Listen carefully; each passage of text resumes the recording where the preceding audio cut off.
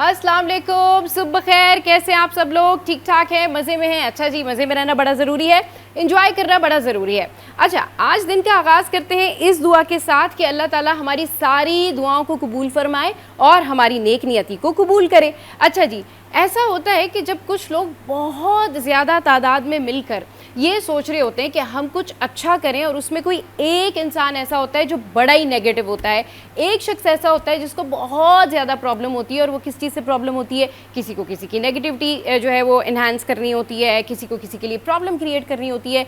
तो जब भी आप अपने दिन का आगाज़ करते हैं, और हमेशा से मैं आपसे ये कहती हूँ कि अगर कोई ये समझता है कि वो आपका मूड ख़राब कर सकता है, आपको किसी फेयर में डाल सकता है, या अपनी किसी भी नेगेटिविटी की वजह से आपके कामों से आपको रोक सकता है, तो बिल्कुल भी आप कान ना धरें। बिल्कुल भी आपने वो जो हमारे जितने भी साइकेट्रिस्ट आते हैं ना शो में, आपको बताते हैं कि आपने अवॉइड करना है, आपने इग्नोर करना है, क्योंकि उनकी कोशिश होती है कि किसी भी तरीके से आप अपने गोल्स अचीव ना कर सकें। लेकिन आपने, जिस तरह हमारे साइकेट्रिस्ट बताते हैं, जिस तरह हम आपको मेंटल ग्रूमिंग करते हैं, कि आपने किसी की भी वजह से अपना मूड ख़राब नहीं करना है। क्योंकि अगर आपने अपना मूड ख़राब कर लिया तो इसका मतलब ये है कि साइकोलॉजिकल जो आपका माइंड है वो कहीं ना कहीं वीक है, आपके नर्व्स स्ट्रांग नहीं है और आप उन चीज़ों को टेकअप नहीं कर सकते हैं। क्योंकि ज़िंदगी में ऐसी बहुत सारी चीज़ें आती हैं आपको जिनसे निपटना होता है। अब अगर आप घर से निकले, बारिश हो गई है और आप कहीं लेट हो रहे हैं, तो आपने सब्र करना है और आपने अल्लाह पे ट्रस्ट करना है कि इसमें अल्लाह की मर्ज़ी थी, आप कहीं जल्दी नहीं पहुंच सके,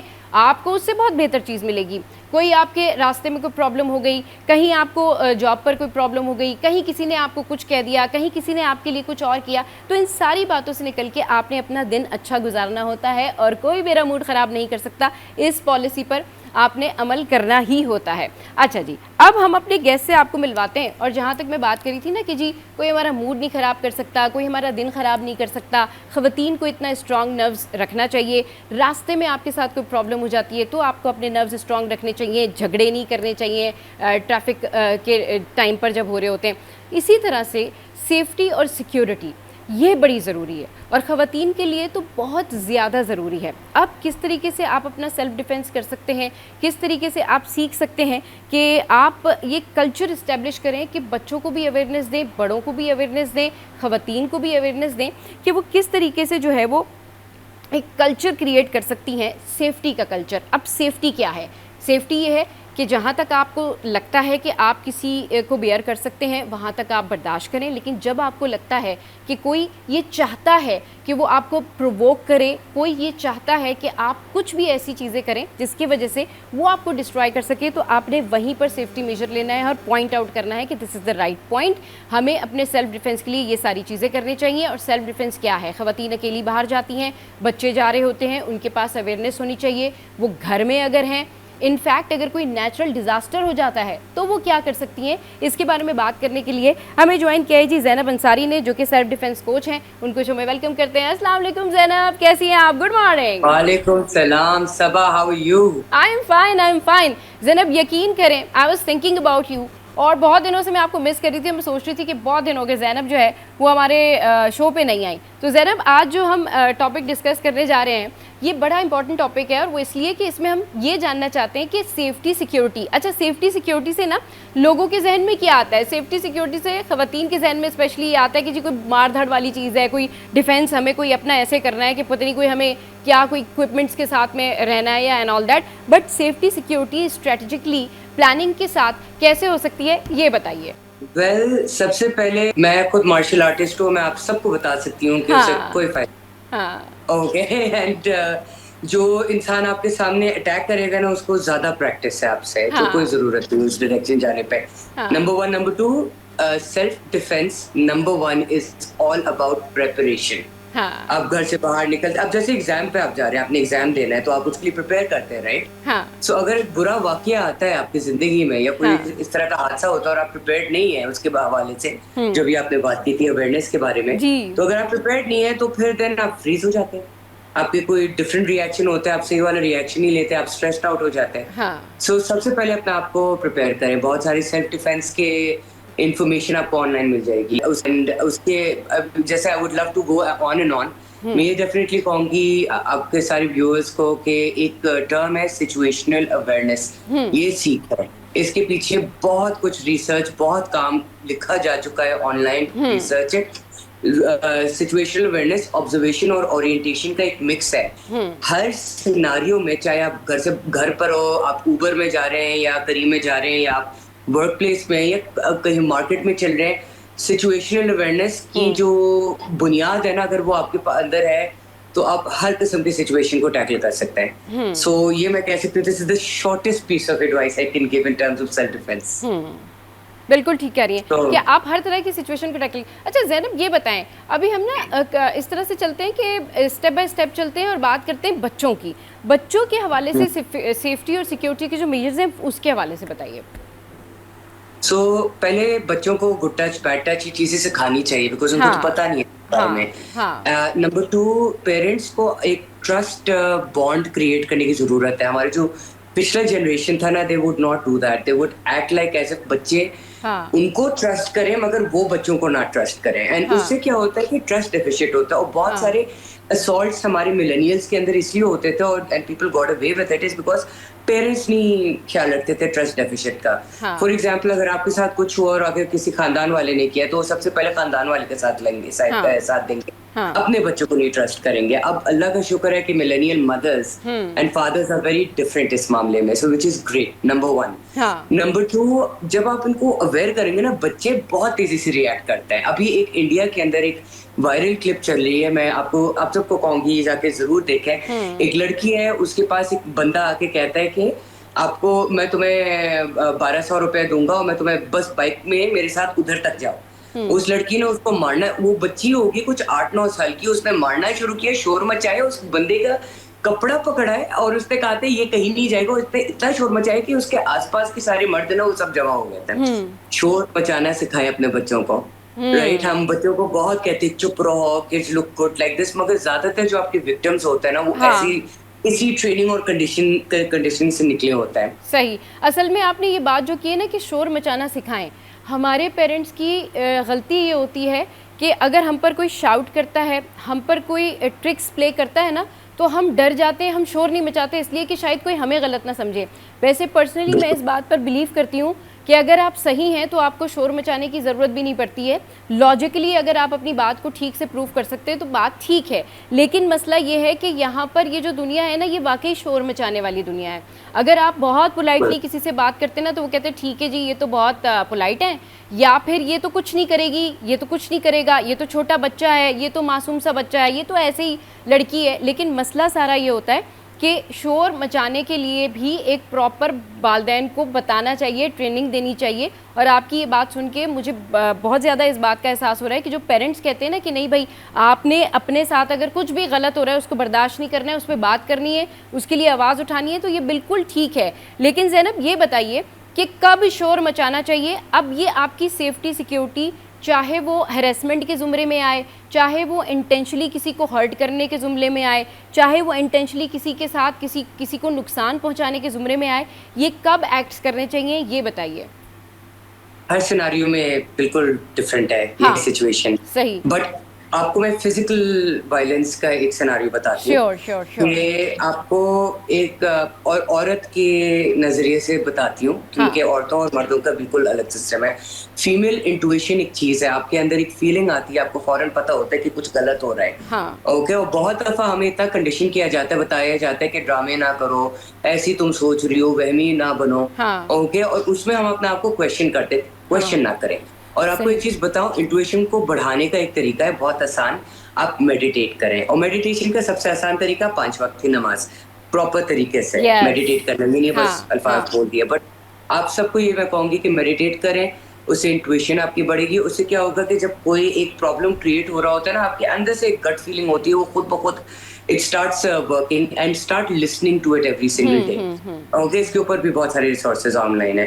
अब पहली चीज तो ये है कि अगर इंट्यूशन में आपको बता रहे कि कुछ वियर्ड हो रहा है कि ये बंदा है। सेकेंडली, कितना डिस्टेंस है। अब जैसे आपका एक आर्म्स लेंथ डिस्टेंस है, आप देखेंगे कि पूरा अगर हाथ आप आगे करें अपने, तो ये एग्जैक्ट डिस्टेंस है जो नॉर्मल इंटरपर्सनल कम्युनिकेशन का होता है।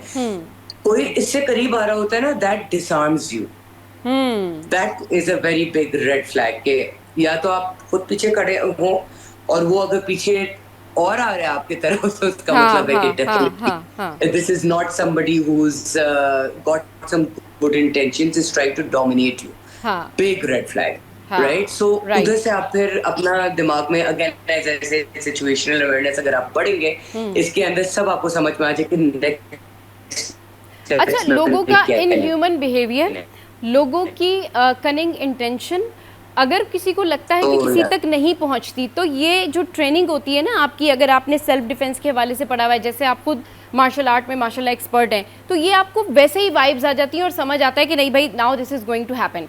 अब क्या होता है कि अगर कोई ये समझता है कि अगर वो किसी कोई लड़की जा रही है, कोई खातून घर में अकेली है, या कोई बच्चा इस तरीके से जा रहा है, तो वो क्या करते हैं, सॉफ्ट टारगेट हैं। और आपको ये बात बहुत अच्छी तरह से पता होगी कि ऐसे लोग सॉफ्ट टारगेट सिलेक्ट करते हैं और ऐसी ऐसी ऐसी जगहें या ऐसे वक्त सिलेक्ट करते हैं जिस वक्त में वो चीज़ें उनके फेवर में जाती हैं। लेकिन मसला ये कि अगर आपको अपना सेल्फ डिफेंस आता है, अगर आप सिचुएशन टैकल कर सकते हैं, अगर आप बर वक्त शोर मचा सकते हैं, अगर आप उन्हें एक्सपोज कर सकते हैं, तो ये बहुत अच्छा टाइम होता है कि आप अपने आप को बचाते हैं, बल्कि सोसाइटी को भी उन लोगों से बचाते हैं, क्योंकि आज आप हैं, कल कोई और होगा। Nature can't be change Zainab.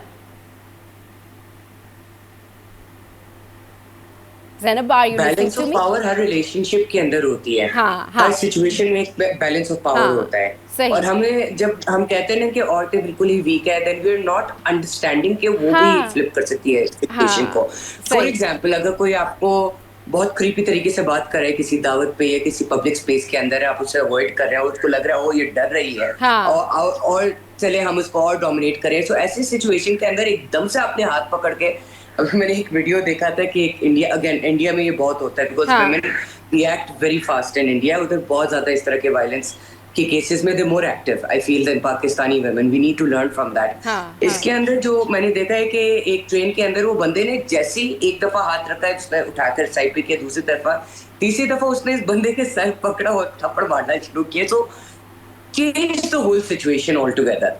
Okay, another situation, अगर हमारे यहाँ आपको हमारे यहाँ अंदाजा किया, खवातीन हमारे यहाँ खवातीन सिर्फ चीख सकती है ना। हमारे यहाँ खवातीन, हमारी तरबियत ऐसी नहीं है कि हम किसी भी हद तक जाएं, और अगर कोई हम पे ओवर शाउट करता है या कोई हमारे साथ बहुत ज़्यादा मिसबिहेव करता है या हमें नुकसान पहुंचाने की कोशिश करता है, तो in the end we used to cry.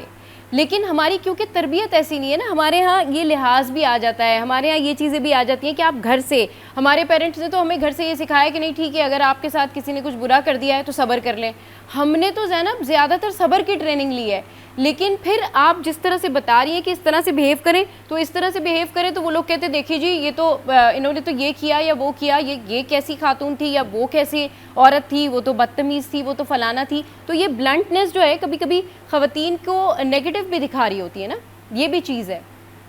Actually मैं खवातीन को यही बोलती हूँ, आपकी सेफ्टी लोगों के ओपिनियन से ज्यादा इम्पोर्टेंट है। यस तो अगर जैसे तलाक लेती हैं कोई बहुत ही अब्यूजिव सिचुएशन में, and there is no other choice, हाँ उनको पता है इनकी जिंदगी खतरे में है, वो निकलती हो, फिर लोग बातें करते हैं, हाँ उनको डर लगता है कि लोग बातें करेंगे, उनको मैं कहती हूँ कि तुम्हें ये डर नहीं लगता है कि तुम मर जाओगी ऐसी सिचुएशन के यस अंदर? बिल्कुल। आप That किसी is far सिचुएशन में scarier. स्टक हैं, आप किसी ऐसी जगह पर हैं जो आपके लिए सेहत के लिए नुकसानदेह है, आपके मेंटल हेल्थ के लिए नुकसानदेह है, आपके लिए टॉक्सिसिटी बन रहा है, आपको हार्ट रेट Hello? हो सकता है, आपका हार्ट रेट बढ़ सकता है, आपको पैल्पिटेशन हो सकता है, आपके साथ कोई और प्रॉब्लम हो सकती है, I'm उससे so बेहतर ये sorry, कि I speak cannot up. hear you. जी जी जी जी, अब आवाज़ आ रही है ज़ैनब?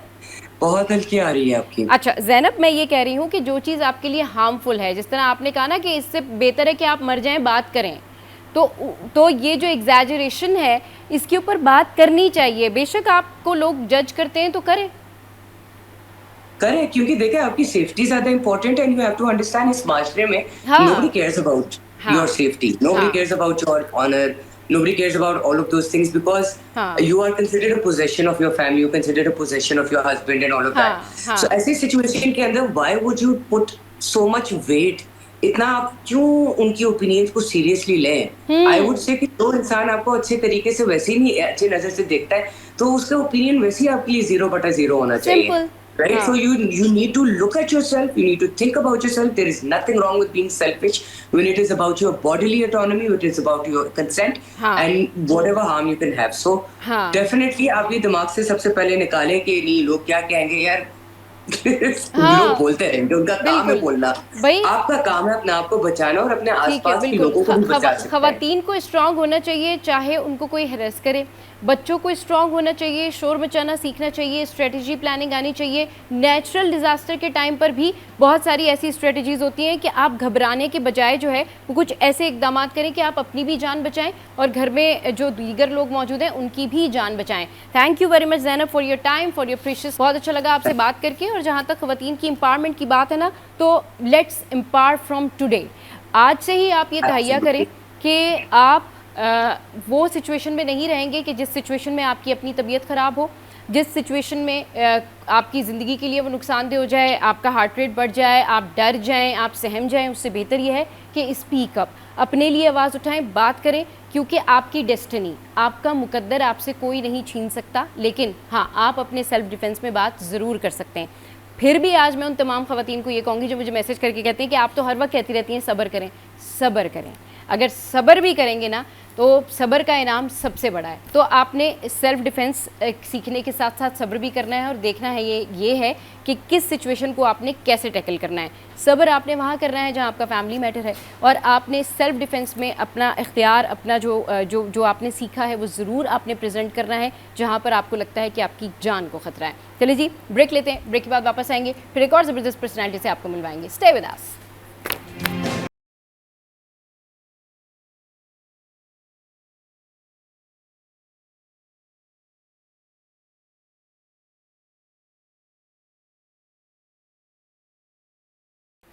Welcome back. अब कुछ बात कर लेते हैं फैशन से रिलेटेड। भाई क्या हो रहा है फैशन की दुनिया में, क्या हो रहा है फैशन वर्ल्ड में, ये जानने के लिए आज हमें जो है वो ज्वाइन किया डिज़ाइनर ने। लेकिन उनसे बात करने से पहले हम थोड़ी सी ये बात करेंगे कि भी फैशन वर्ल्ड में जितने भी नए ट्रेंड्स आते हैं, नए डिज़ाइन आते हैं, डेफिनेटली हम उन्हें फॉलो करते हैं और आपको बताते हैं कि भाई क्या कुछ नया चल रहा है। अब जैसे पहले फर्शी शलवारें थी या फिर बहुत इस तरह की शर्ट्स थी कि भाई आपका जो कंफर्ट स्टाइल है आप उसके अकॉर्डिंगली जो है वो ड्रेसेस खरीद सकते हैं। लॉन्ग शर्ट लें, शॉर्ट शर्ट लें, बट उसको डिज़ाइन कैसे करना है, उस पर डिज़ाइनिंग क्या है। अब क्योंकि समर्स हैं तो लोग जिस तरह से शर्ट्स पहन रहे होते हैं तो उसका तरीक़ाकार थोड़ा सा बैगी, थोड़ा सा loose fit and all that. But अभी रिसेंट अब क्योंकि थोड़ा सा ट्रेंड भी चेंज हो रहा है, समर भी अब 1-2 महीने बाद जो है वो अक्टूबर तक ट्रेंड चेंज होगा, तो क्या स्टाइलिंग है, क्या कुछ है, इस पर बात करने के लिए जो है वो हमें ज्वाइन किया है मनाल आरफीन ने, जो कि फ़ैशन डिज़ाइनर हैं। उनसे बात करते हैं। अस्सलाम वालेकुम Manal, welcome to the show, good morning, कैसी हैं आप?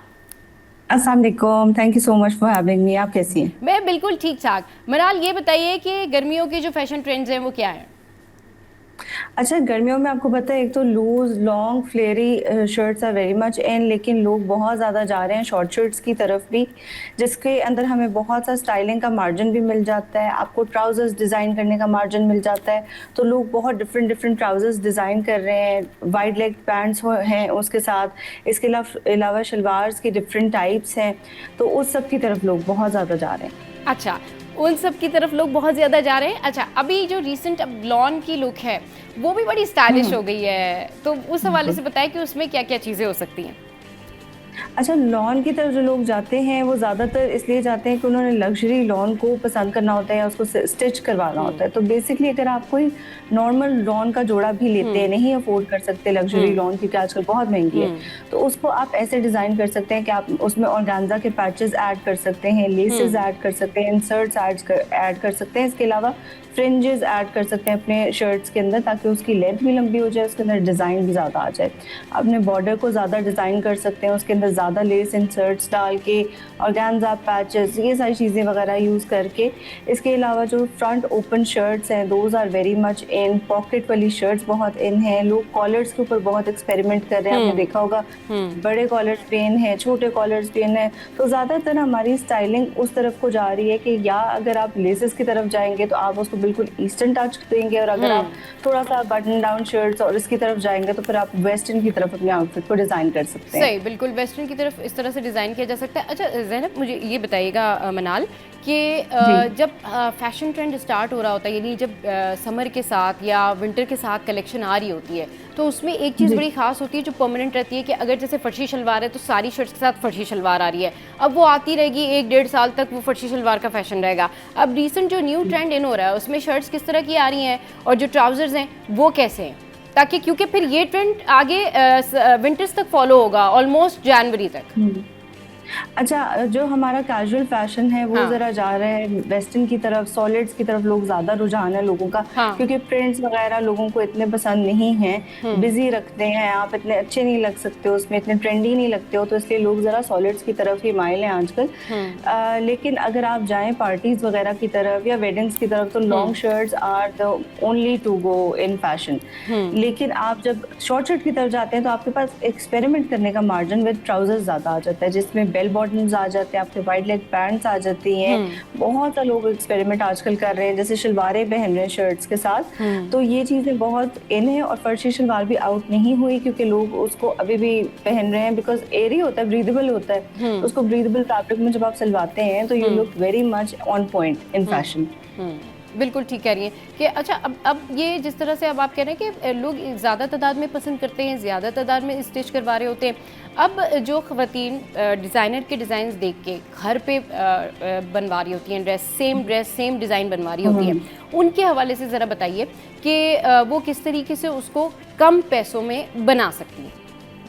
अच्छा, आपको अगर अपने ड्रेसेस को डिजाइनर लुक देनी है हाँ। तो आप कम बजट में भी दे सकते हो। कैसे दे सकते हो कि हाँ। आप अपनी सबसे पहले एम्बेलिशमेंट्स जो हैं उन पे ध्यान दें। आप अच्छी क्वालिटी के बटन्स, अच्छी क्वालिटी के लेसेस, एम्बेलिशमेंट्स वगैरह इस्तेमाल करें और उनका कॉम्बिनेशन देखें। अगर आपके कपड़ों में रंग 3-4 हैं, जैसे एक बेस का कलर आपके पास बेज है, उसके ऊपर कलरफुल फ्लावर्स बने हैं, पर्पल बने हैं, और इस तरह आप कोशिश करें आप सेफ साइड पे रहने के लिए बेस के साथ की लेसेस को लगाएं और ज्वाइन करें, क्योंकि लोग बहुत ज़्यादा एक्सपेरिमेंट जब करते हैं ना, बहुत ही डिफरेंट कलर्स की तरफ जाते हैं, तो फिर वो ज़रा मिस्टेक कर जाते हैं और ज़रा ऑड बना देते हैं अपने ड्रेसेस को। आपने अच्छी क्वालिटी की लेसेस, अच्छी क्वालिटी के बटन्स, एम्बेलिशमेंट्स वगैरह इस्तेमाल करनी है। आपकी जो स्टिचिंग है ना, और उसको आपने कैसे सिलवाया है, कैसे आपने प्लेसमेंट की अपने लेसेस की, बहुत ज़्यादा मैटर करती है आपके डिज़ाइनर आउटफिट की तरफ, आपके आम आउटफिट को लेके जाकर। और आपने देखा होगा अक्सर हम भी सवाल करते हैं कुछ लड़कियों से किस डिज़ाइनर से लिया है, हालांकि उन्होंने खुद डिज़ाइन किया होता है। पाकिस्तानी लड़कियों की फैशन सेंस बहुत अच्छी है, लेकिन सिर्फ ये है कि थोड़ा सा टाइम दे अपनी चीज़ों को। आप जिस चीज़ को भी टाइम दे के बनाएंगे, स्टिच कराएंगे, वो हमेशा अच्छी बनेगी। बिल्कुल, स्टिच कराएंगे तो वो हमेशा अच्छी बनेगी। अच्छा, अब ये बताएं कि अब रीसेंट ट्रेंड क्या है, अब कौन कौन से ऐसे फैब्रिक हैं जो इन हैं। अब जैसे शेफून दुपट्टे हैं, और जो बारीक वाली जॉर्जेट होती है वो भी है, वो लाइनिंग के साथ ख़वातीन बहुत ज़्यादा पहन रही हैं, उसके ऊपर वो कामदानी एंड ऑल दैट। अब रीसेंट फैशन ट्रेंड्स क्या हैं, शादियों के हों, पार्टी वेयर हों, या फिर आम यूजुअली जो ऑफिस मीटिंग्स होती हैं, या फिर जो वर्किंग वुमेन्स हैं जिनको आना जाना होता है, वो किस तरह के ड्रेसेस बनाएं, पहने, और क्या ट्रेंडिंग में है। अच्छा, वर्किंग लेडीज़ का एक आपने बड़ा मज़े का सवाल किया। पहले तो ज़्यादातर लोग क्या करते हैं, वर्किंग लेडीज़ या तो वो अगर वो जीन्स पहन सकती हैं जीन्स की तरफ माइल हो जाती हैं, और अगर वो शलवार कमीज़ की तरफ हैं तो वो सॉलिड्स, बिल्कुल सॉलिड्स की तरफ रहती हैं, which is a very good thing. लेकिन आजकल एक और ट्रेंड आपने देखा होगा कि अटैच दुपट्टास, आपकी शर्ट के साथ अटैच दुपट्टास, अटैच स्कार्फ्स का फैशन है, जो कि हमारे मतलब हमारी जो एक सोशल इन्वायरमेंट है उसके साथ भी बहुत ज़्यादा इन है, और वो बहुत खूबसूरत लगता है। इसके अलावा आप अपना सारा ड्रेस सॉलिड में बना के आप अपने स्कार्फ को बिजी कर सकते हो, बिजी प्रिंट्स अपने स्कार्फ के ले सकते हो, और स्कार्फ को लेने के बहुत से स्टाइल्स होते हैं, उसमें आप बहुत ट्रेंडी लग सकते हो।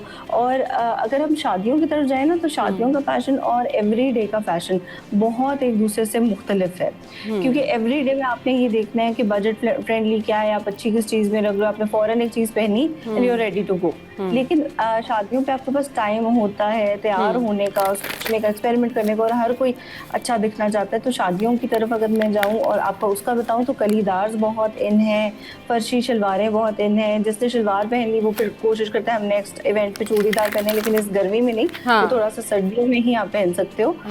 कलीदार्स की तरफ बहुत लोग इन है, लॉन्ग शर्ट के साथ लोग खुले ट्राउजर सिलवा रहे हैं, प्लीटेड शरारा सिलवा रहे हैं, इस तरह की चीजें इन है। तो ये दोनों बिल्कुल डिफरेंट है। सही। अच्छा, अभी आपने ये कलीदार का जिक्र किया, ये बताएं इसकी ड्रेसिंग किस तरीके से होती है, इसको किस तरह कैरी किया जाता है, क्योंकि बहुत सारे लोग इंटरेस्टेड होते हैं लेकिन उनको समझ नहीं आता कि इसको हाउ टू कैरी, कैसे पहना जाए इसको।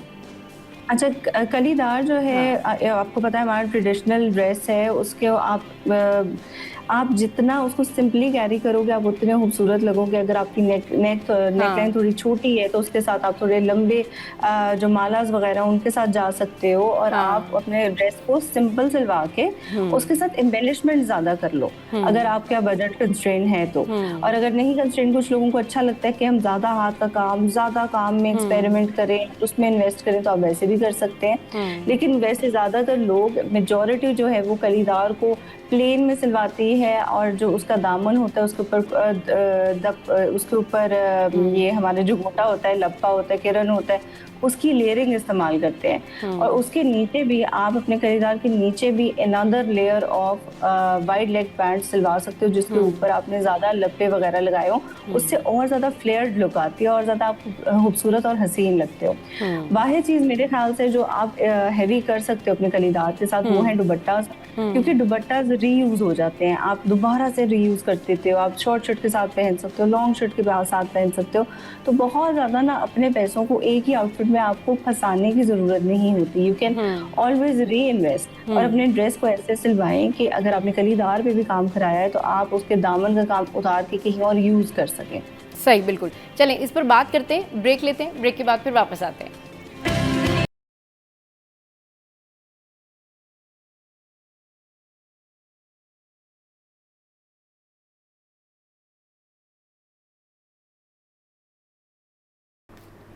Welcome back. तो बात हो रही है फ़ैशन से रिलेटेड, और जब हम फ़ैशन की बात करते हैं ना, तो फ़ैशन में इतनी स्टाइलिंग है और इतनी क्रिएटिविटी है कि आप यकीन करें, अगर आप इस फील्ड में आगे आना चाहते हैं, वो ख़वातीन जो घर बैठे अपने लिए अपने कपड़े डिज़ाइन करती हैं, अपने कपड़े मार्केट्स में ढूंढने के लिए जाती हैं, देखती हैं क्या कुछ नया चल रहा है, वो घर बैठे भी ये काम कर सकती हैं। उसकी रीज़न ये है कि आप सिर्फ आपकी जो क्रिएटिविटी है ना, वो आप किसी अगर डिज़ाइनर को प्रेजेंट कर दें कि जी ये मैंने सोचा है, और ऐसा आइडिया आप प्रेजेंट कर दें, तो उससे जो है वो आपकी भी अर्निंग्स भी हो जाएगी, और डिज़ाइनर और आपकी जो सलाहियत है ना वो मैच हो जाएंगी, मिल के आप लोग काम कर सकते हैं। एक ये भी बड़ा पॉजिटिव पॉइंट है, जो क्रिएटिवली ख़वातीन खुद अपने कपड़े डिज़ाइन करती हैं, अपनी चीज़ें लेने जाती हैं कि अपने लॉन के ड्रेसेस हैं या अपने सारा कुछ है। ये मैं उनकी बात करूँ जो स्टिच करवाते हैं। अच्छा, अब मनाल हमारे साथ हैं। मनाल, हम फ़ैशन पर बात कर रहे हैं। अच्छा, जब आप वो कलीदार की बात कर रही थी, इसके अलावा बहुत सारे ऐसे ड्रेसेस हैं जैसे कि शरारे हैं या गरारे हैं, उसमें पटापटी के भी हैं, गोटे के भी हैं, और कामदानी वाले ड्रेसेस भी हैं। शादियों में वो भी बड़े इन होते हैं, लेकिन लोग शायद अवेयरनेस नहीं होने की वजह से, या फिर उनको लगता है कि इसको कैरी कैसे करेंगे, या ये बहुत महंगा काम होता है इन पे, इस वजह से वो नहीं बनाते हैं, जबकि वो बड़ा ट्रेडिशनल और बड़े खूबसूरत से लग रहे होते हैं। तो व्हाट डू यू सजेस्ट कि अगर किसी को इस तरह से डिज़ाइनिंग करवानी है, शरारे बनाने, गरारे बनाने, चूड़ीदार बनाना है, फ्रॉक बनानी है, और उसके ऊपर गोटा, कामदानी या इस तरह की चीज़ें लगानी है, तो वो किस तरीके से उसको जो है वो डिज़ाइन कर सकते हैं, ये बताइए। बेसिकली एक बहुत जो है ना महंगी टेक्निक इन अ सेंस, आप दामन पे जब कराते हो तो आपको पता है आपका जो घेर है कलीदार का, वो कम से कम 100 या 200 इंचेस तक आपका घेर होता है। हाँ। तो उस पे करवाने से बेहतर है, ज़्यादा इंटेलिजेंट ये है और ज़्यादा इकोनॉमिकल ये है कि आप अपने स्लीव्स के ऊपर करवा लो चटापटी, ताकि वो सामने नजर भी आ जाएगा, आपको शौक भी पूरा हो जाएगा। लेकिन दामन पे अगर आपने कराना है और आपने उससे रीयूज करना है ड्रेस को, and you have a budget, तो आप करा सकते हो। लगता बहुत खूबसूरत, बहुत ज्यादा हमारी ट्रेडिशनल टेक्निक है ये। गोटे का काम भी इसी तरह है। आजकल हर काम आपको पता है महंगा हुआ है, because of the cost of the fabric, of cost of the raw material, इस वजह से। और लेबर भी महंगी हुई भी है, क्योंकि उनको भी सर्वाइव करना है इस इकोनॉमी में, और हम लोग अंडर पे नहीं कर सकते लोगों को। तो हर चीज एक्सपेरिमेंट आप करें, लेकिन हर चीज जाहिर है महंगी हुई भी है। अगर आप लेस भी लेंगे ना गोटे की, वो भी उतनी ही महंगी आपको पड़ेगी जितना हाथ का काम। तो बेहतर यही है किसी आर्ट डिजाइन से करवा लें, किसी ऐसे बंदे से करवा लें जिसको ये हुनर आता है, ताकि उसकी भी अर्निंग हो जाए, आपका भी जोड़ा अच्छा बन जाए। हम तो यही सजेस्ट करते हैं जो हमारे पास क्लाइंट आते हैं कि आप जरूर जोड़े बनवाएं। लेकिन हम ज्यादातर जो है ना लेसेस और एम्बेलिशमेंट से ज्यादा हाथ के काम को प्रेफर करते हैं, क्योंकि हमने अपनी सकाफत को जिंदा रखना है। हम उस तरफ नहीं ज्यादा जाते मशीन्स की तरफ और इस तरह। लेकिन आपको पता है ट्रेंड ये है कि आजकल ज्यादातर लोग मशीन्स की तरफ जा रहे हैं, क्योंकि कॉस्ट सेविंग होती है। सही, बिल्कुल। अब ये अच्छा कॉस्ट सेविंग है। अब ये बताइए कि किस तरह से मज़ीद बजट कम करके ये ड्रेसेस बनाए जा सकते हैं? और सेकेंडली ये कि अब जब हम फैशन ट्रेंड की बात करते हैं ना, तो दुपट्टे भी आजकल बड़े कलरफुल आ गए हैं मनाल, उनके साथ भी बड़े अच्छे अच्छे ड्रेसेस बनाए जा सकते हैं। और प्लेन ड्रेस बनाया आपने, चुनरी का दुपट्टा ले लिया, या फिर आपने गोटे वाला दुपट्टा ले लिया, फिर आपने ऑर्गेन्जा ले लिया, तो ये ज़रा बताइए कि दुपट्टों के साथ जो आजकल ड्रेसेस हैं वो किस तरह के, उनके जो ट्राउज़र्स हैं वो कैसे हैं, ज़रा ये बताइए। अच्छा, दुपट्टा जो है वो हाँ, आपका स्टेटमेंट पीस बन जाता है। वो बहुत कलरफुल आजकल आए हुए हैं, आपने हाँ, जैसे कहा ऑर्गेन्जा में भी हैं, सिल्क में भी होते हैं, टिश्यू में भी हाँ, होते हैं, और इसके अलावा उनके ऊपर हाथ का काम भी है, स्क्रीन हाँ, प्रिंट भी होता है, ब्लॉक प्रिंट भी होता है। बहुत हाँ, ज़्यादा टेक्निक्स यूज़ करके आप दुपट्टे को बहुत खूबसूरत हाँ, बना सकते हो। तो हाँ, उसके साथ आप प्लेन शर्ट, जो लॉन्ग शर्ट होती है प्लेन, उसकी तरफ जा सकते हैं, साथ में हाँ, वाइड लेग पैंट्स कर सकते हैं। हुँ, इसके अलावा आप शलवार कमीज की तरफ जा सकते हैं। शलवार और शर्ट जो है इसको आप प्लेन रखें, अपना दुपट्टा स्टेटमेंट पीस है ना, तो हुँ, उसको आप ज्यादा नुमाया करें, उसको आप ज्यादा प्रोमिनेंट करें। हुँ, कलीदार अगर आपने बनाना है, आप सिंपल एक फैब्रिक के अंदर कलीदार बना सकते हैं, फॉर एग्जांपल शिफॉन के अंदर बना सकते हैं, रॉ सिल्क के अंदर बना सकते हैं। एंड हुँ, आपका जो दुपट्टा है वो स्टेटमेंट पीस होगा, तो आप उसको ड्रेप ऐसे करें। ड्रेपिंग के भी हुँ, डिफरेंट तरीके होते हैं, उस तरह करके आप ड्रेप इस तरह करें कि आपका दुपट्टा ज्यादा से ज्यादा नुमाया हो, ज्यादा से ज्यादा नजर आए, तो हुँ, उससे आप बहुत हसीन लग सकते हैं। और आपका दुपट्टा ऐसी चीज है ना, आपने भी यूज कर दिया किसी भी शादी पे, किसी भी इवेंट पे, हुँ, शर्ट्स अब दुपट्टों का इजीली काफ्तान बन जाता है, इजीली हुँ, दुपट्टों की शर्ट बन जाती है, इजीली ट्राउजर बन जाता है। तो हुँ। वो एक बहुत जो है ना इंटेलिजेंट इन्वेस्टमेंट है। सही, बहुत इंटेलिजेंट इन्वेस्टमेंट है। अच्छा ये बताइए कि अब छोटी बच्चियाँ होती हैं, उनके भी ड्रेसेस बनाने हम्म, होते हैं, और माएँ जो है हाँ। बड़ा परेशान होती है कि भाई इनके लिए कैसे क्यूट क्यूट ड्रेसेस बनाएं। तो उनके ड्रेसेस में आजकल क्या इन है, कौन से ड्रेसेस बच्चियों को पहनाए जा सकते हैं शादियों में, या जो पार्टीज़ होती हैं आम मिलने जुलने में, या किसी आम हम्म। इवेंट पे? अच्छा, बच्चियों का तो माएँ हमेशा जब अपना ड्रेस बनवाती हैं तो कहती हैं यार कुछ बच्चे तो बच्चियों का बना दो, लेकिन कुछ ओह! बचता है नहीं है। हमें हाँ। बेचारों को क्यों बनाना पड़ता है? वेरी क्यूट, बहुत प्यारा लगता है। हाँ, मेरी जो सबसे छोटी क्लाइंट थी ना, सबसे youngest client was 4 months old baby. हाँ। तो इट वाज़ सच फन उसके लिए डिज़ाइन करना, क्योंकि उसकी मम्मा के साथ उसको मैच करना, तो और इतना सा उसका गुड़िया की तरह ड्रेस था। तो उसके नीचे हमने उसको क्योंकि मामा का भी कलीदार था, तो उसके कलीदार वाली जगह पे उसका दामन पे हमने सेम मामा वाला ही काम उसको करके दिया। वो बहुत क्यूट लगता है। हाँ, अगर आप काम ही अपनी बच्चियों को करा के दे सकते हैं, चुभेगा और ये वाले भी सारे एलिमेंट्स होते हैं ना, तो हाँ, आपने क्या करना है कि आपने कलर कॉम्बिनेशन सेम कर देना है, कट सेम हाँ, कर देना है, और आपने उसमें पट्टियां ऐसे यूज करनी है कलरफुल खूबसूरत फैब्रिक की। जैसे आप शमौन सिल्क की पट्टियां यूज कर हाँ, सकते हैं, हाँ, आप हाँ। यूज कर सकते हैं लेसेस एम्बेलिशमेंट्स वगैरह, वो हुँ, यूज करके आप उसको प्यारा कर सकते हैं। और जितने प्यारे बच्चियां रखती है ना, जीरो का गोटा जो आपको पता होगा, गोटे की डिफरेंट हुँ, जाहिर है 1 इंच का भी है, जीरो का भी है, इस तरह करके डिफरेंट उसकी हुँ, थिकनेस होती है। तो आप हुँ, उसको यूज करके गोटों को आप उनका बहुत प्यारा दामन हुँ, सेट कर सकते हैं और बहुत खूबसूरती से वो बना सकते हैं। हुँ, इवन जो हुँ, हमारे हुँ, गोटे के फूल मिलते हैं, उसको हुँ, आप उसका छट्टा कर सकते हैं बच्चों की शर्ट पे, तो it hmm, looks really cute. अगर सही, अम्मी ने बनाया ना शलवार और शर्ट, तो बच्चों का हाँ, भी वही बनता है। अगर अम्मी ने, अब की दफा एक हमारा बना था जी, एक अम्मी ने अपने लिए, मामा ने बनवाया था हुँ, काफ्तान, तो हुँ, छोटी का भी काफ्तान ही बना था। तो it's very cute and very experimental, बहुत प्यारा लगता है बच्चियों के हाँ, साथ। बिल्कुल, बिल्कुल आप ठीक कह रही हैं कि वो बहुत क्यूट। अच्छा जो अब जो क्लचेस बन रहे होते हैं छोटे बच्चों के, जी। वो बड़े क्यूट हम्म, क्यूट से होते हैं, वो किस तरीके से बहुत। बनाए जा सकते हैं? अगर घर में किसी के पास कोई ऐसा कपड़ा है, वेलवेट है एंड ऑल हम्म। दैट, तो वो कैसे बना सकते हैं? अच्छा, एक तो आप रफल करके अपना जो भी फैब्रिक है उसका फ्लावर बना सकते हैं। फ्लावर बनाना थोड़ा इजी होता है एज कम्पेयर, आप रफल करें अपने फैब्रिक को और इस तरह करके आपने एक फ्लावर सा बना दिया, उसका आप पाउच बना सकते हैं। हाँ, देन आजकल हमारे पास बहुत ज़्यादा इन था जी, पर्ल की जो लड़ियाँ आपको मिलती हैं, उनके साथ उनके बैग्स को आप हैंडल्स लगा सकते हो। इस तरह की क्यूट क्यूट आप छोटी छोटी चीज़ें यूटिलाइज करके अपने घर की, अपने बच्चों के बहुत क्यूट क्लचेस बना सकते हो, साथ अपने भी हाँ, बना लें, क्योंकि हाँ, बहुत ज़्यादा इन है ये चीज़ें ना, हुँ। और बहुत क्यूट लगती हैं। सही। चलिए जी, थैंक यू वेरी मच मनाल for your time. Thank you सो और मच। बहुत सारी बातें हुई, और बात यही है कि आप खुद अगर क्रिएटिव हैं और ख़ुद आप सोचते हैं, थोड़ा ट्रेंड फॉलो करते हैं, डिज़ाइनर्स को देखते हैं, उनकी सुनते हैं, तो आप एक अच्छा ड्रेस कम बजट में भी बना सकते हैं। और ट्रेंडिंग जो है वो आजकल कलियाँ हैं, फलसी शलवार है, और जो आपका कंफर्ट स्टाइल है ना, दैट्स योर करंट फैशन। तो ये आपने ज़रूर ध्यान में रखना है। चलें ब्रेक लेते हैं, ब्रेक के बाद वापस आएंगे, फिर करेंगे ढेर सारी बातें।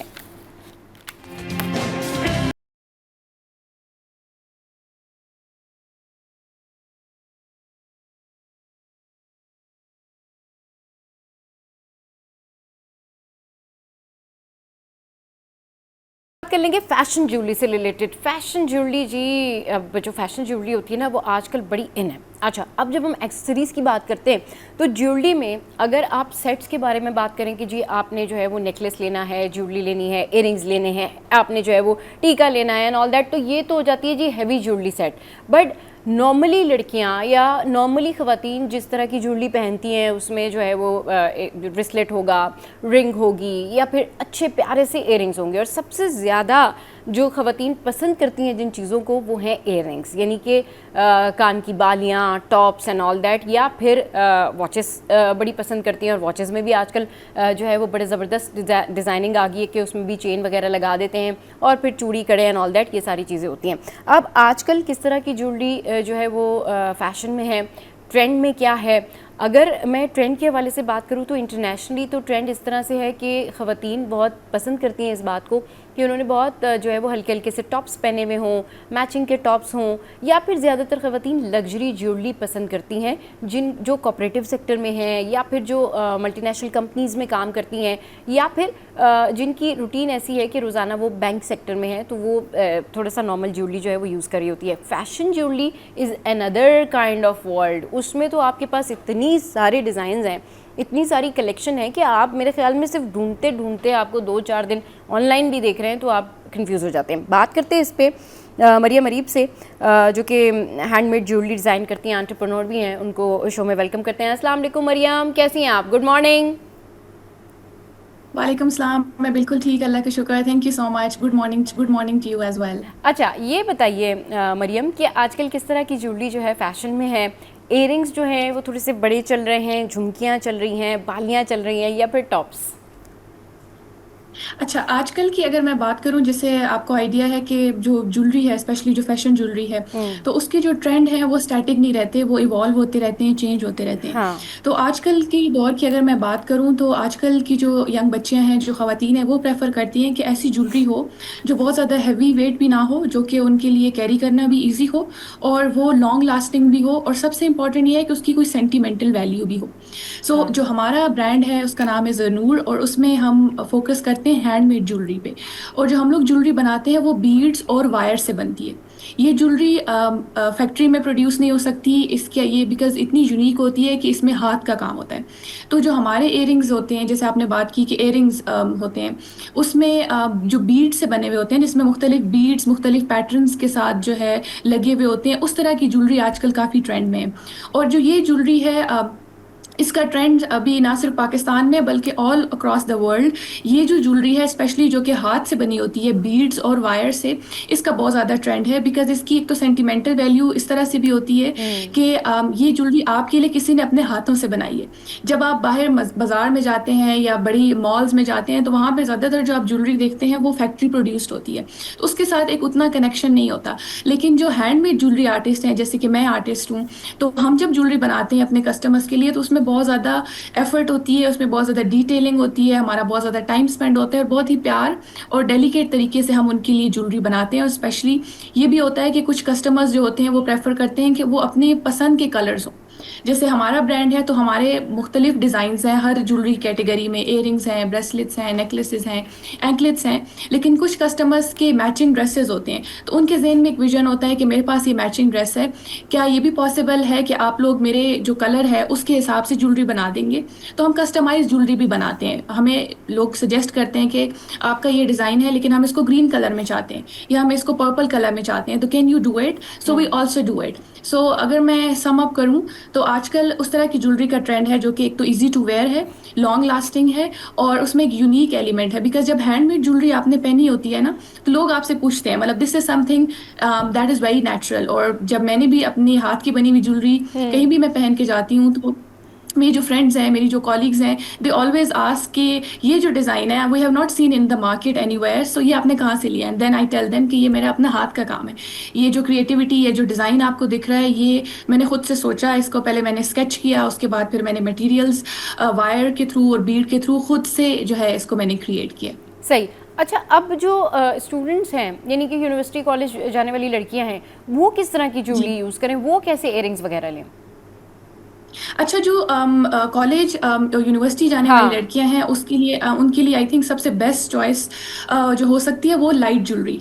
बिकॉज एक तो ये है कि स्पेशली कॉलेज यूनिवर्सिटी में एक तो आपकी रूटीन भी थोड़ी सी टफ होती है, राइट? तो उसमें आपको ऐसी ज्वेलरी आप स्टाइल करें एक तो जो आपके लिए इजीली मैनेजेबल भी हो और वो बहुत क्लासी लुक भी दे आपको। अब जैसे हैंडमेड ज्वेलरी है या फिर अगर आप स्टेनलेस ज्वेलरी की बात करें तो वो बहुत ही एक क्लीन लुक आपको देती है। You look very presentable. Instead कि आप बहुत ज़्यादा लेयरिंग कर लें, आप 3 से 4 ब्रेसलेट्स पहने हो, आपने बहुत ही हैवी इयरिंग्स पहने हो, आपने बहुत ही हैवी पेंडेंट्स पहने हो। इससे अच्छा ये है कि आप मिनिमलिस्टिक किस्म के पीसेस पहने। बेशक अगर आप नेकलेस कैरी कर रहे हैं या आप इयरिंग्स पहन रहे हैं या आप एक स्लीक किस्म का ब्रेसलेट आपके हाथ में है, तो वो थोड़ा सा पतला सा हो, इस तरह से हो, डेलिकेट सा हो, ताकि ये है कि आप जब अपना काम कर रहे हैं यूनिवर्सिटी में, वर्क प्लेस पे हैं, कॉलेज में हैं, तो आपको आपके डेली रूटीन के साथ वो इंटरफेयर ना करे। बिकॉज कुछ ज्वेलरी ऐसी भी होती है, आपका भी एक्सपीरियंस होगा कि वो बहुत ज़्यादा तंग करती है आपको। वो एक तो हैवी होती है, दूसरा ये कि आपको होता है कि अच्छा मुझे बार बार इसको उतारना पड़ेगा। लेकिन जो हैंडमेड ज्वेलरी है या जो स्टेनलेस ज्वेलरी है, इसकी अच्छी बात ये है कि ये टार्निश रेजिस्टेंट होती है, इन द सेंस कि ये इजीली ये इसका कलर फेड नहीं होता। बिकॉज इसमें जो बीड्स यूज होते हैं वो हाई क्वालिटी बीड्स यूज होते हैं। और स्टेनलेस ज्वेलरी भी होती है बिकॉज उसकी जो प्लेटिंग है वो स्टेनलेस स्टील की होती है, तो वो बहुत ज़्यादा लॉन्ग लास्टिंग होती है एज कम्पेयर टू जो बाकी ज्वेलरी जो मार्केट में अवेलेबल है जिसकी कोटिंग होती है कॉपर से या ब्रास से। तो वो ज्वेलरी अगर आप पहनेंगे तो 3 से 4 बार अगर आप उसको पहन रहे हैं या परफ्यूम यूज कर रहे हैं तो वो एक हफ्ते के अंदर ही वो ग्रे हो जाती है, डार्क हो जाती है। तो उसमें फिर आपकी वर्थ ऑफ मनी नहीं होता। लेकिन with stainless steel and handmade jewellery it's very worth of your money and it stays with you for a very long time। सही, बिल्कुल। और ये बड़ा अच्छा भी रहता है, पता है, क्योंकि आपका एक स्टाइल स्टेटमेंट भी होता है। अब कुछ लोग ज़्यादातर टॉप्स Exactly। कैरी करते हैं, कुछ लोग ज़्यादातर जो है वो छोटी वाली, आपने देखा होगा, बालियाँ पहने रहते हैं एंड ऑल दैट। बट इसमें भी एक सिलेक्शन होती है। कुछ लोग तो गोल्ड प्रेफर करते हैं ना, गोल्ड की चीज़ें यूज़ कर रहे होते हैं। अब जो आर्टिफिशियल ज्वेलरी होती है उसमें वैरायटी भी होती है, और अगर वो आप कहीं खो दें तो आपको उस तरह से जो है वो इतना प्रॉब्लम भी नहीं होती।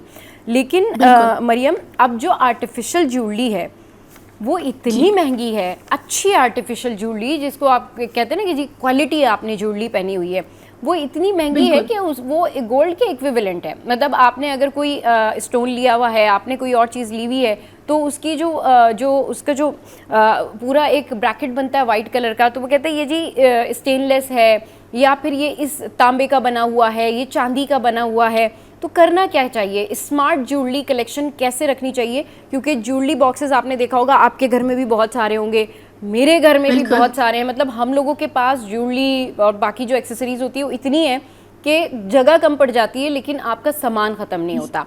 तो मैं ये सोच रही थी कि मैं जब आप आएंगी, मतलब मेरी आपसे बात होगी शो पे, तो मैं आपसे ये ज़रूर पूछूंगी कि स्मार्ट स्पेस और स्मार्ट ज्वेलरी शॉपिंग कैसे की जाए कि एक बॉक्स में बस ज़रूरी चीज़ें आ जाएं।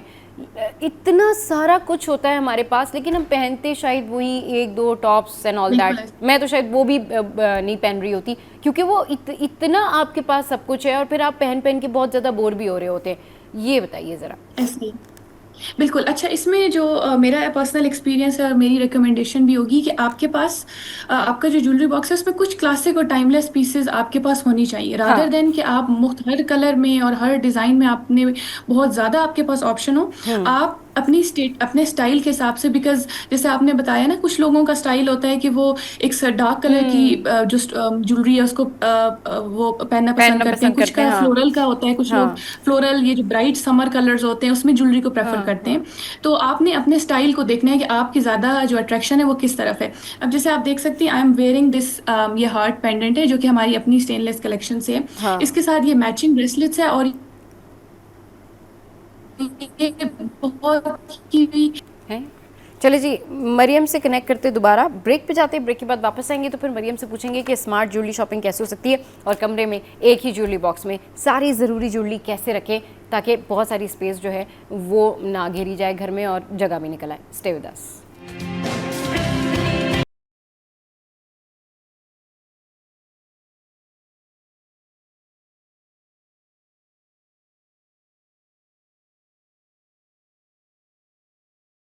Welcome back. मरियम इस वक्त हमारे साथ मौजूद है। मरियम, ज्वेलरी की स्मार्ट शॉपिंग कैसे की जाए? अब वो ज्वेलरी जो शादियों में भी चल जाए, नॉर्मल पार्टीज़ में भी चल जाए कि आप शाम में कहीं मिलने जा रहे हैं, आप किसी के घर गेस्ट जा रहे हैं, उसमें भी चल जाए। और आपके जो होते हैं, यानी कॉलेज इवेंट है, कॉन्वोकेशन है या फिर इस तरह के कॉलेज आपके जो है ना वो बहुत सारी ऐसी मीटिंग्स होती हैं, उसमें चल जाए, ऑफिस में चल जाए। इस तरह की स्मार्ट ज्वेलरी कौन सी होती है जो कि एक ही डिज़ाइन हो लेकिन सारे इवेंट्स पे चल जाए?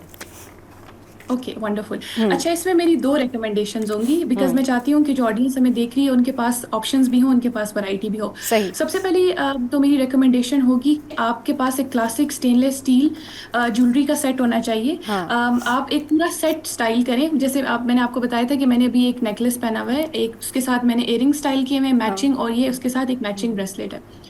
तो ये मेरा एक क्लासिक गो टू सेट है, और ये मैं ऑफिस में भी वेयर करती हूँ, मैंने किसी इवेंट में भी जाना होता है तो मैं इसको वेयर करती हूँ, और इवन एवरी डे मैंने इसको घर में भी वेयर किया होता है। अब इसका फ़ायदा ये है कि ये क्योंकि इसका जो मटेरियल है वो स्टेनलेस स्टील का, तो ये आपकी टार्निश रेजिस्टेंट होती है, ये वाटर प्रूफ भी होती है ज्वेलरी, तो ये definitely it's very much long lasting.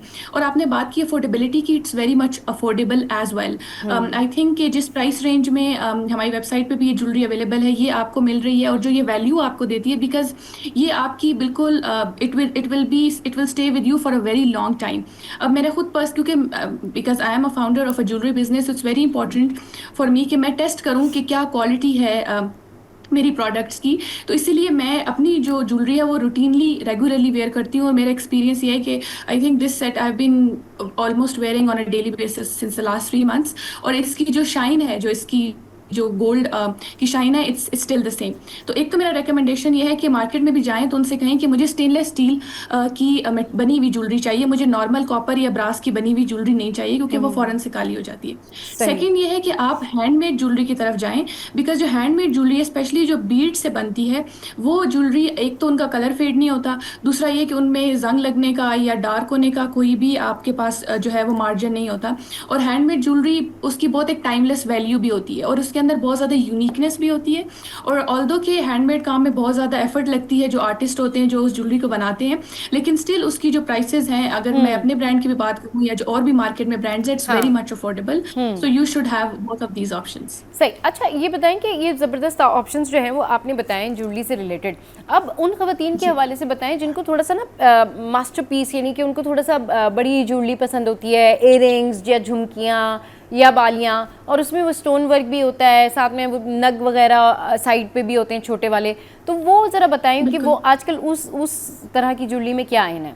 क्योंकि मैंने शॉप्स के ऊपर जाके भी देखा, ऑनलाइन भी बहुत सर्च किया, हैदराबादी झुमकियाँ भी उसमें हैं, और वो मुख्तलिफ नाम आए हुए कि जो है ना मुख्तलिफ एरियाज़ के नाम होते कि वो कंसर्न जो है ना वहाँ से रिलेटेड डिज़ाइंस हैं।